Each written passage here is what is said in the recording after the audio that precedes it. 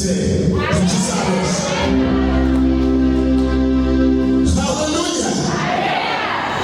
Matayo 2:21 umurongo wa 21 hagatamu uwagira kwizera kumana gategekasi nako sibyo gusa yokora ntiyoba n'umusukani gusa ahubwo yababwira n'umusozi ntanupashimuka utewe mu nyanja biriya turoka icyamuhoza batuzumeze mw'izina rya Nyamusabihaga.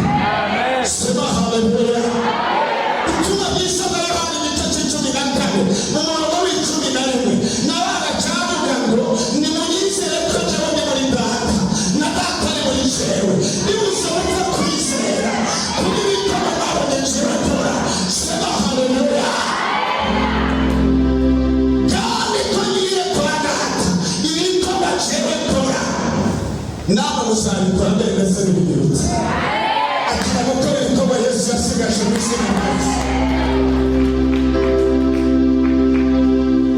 Igitabo cy'Abanyefeso igice 3 umurongo wa 1 hatavuga ngo nishobora gukora ibiruta cyane ibyo dusaba nuko ubushobozi bwayo buri budukoreramo biriya tubaho n'icyubahiro kiri cyane muri Kristo Yesu no mu itorero ry'Imana.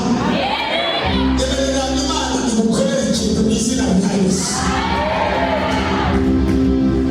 Ikomeza kuyihesha icyubahiro. Abanezerewe tugire intoki. Uranezerewe mu izina rya Yesu. Uranezerewe.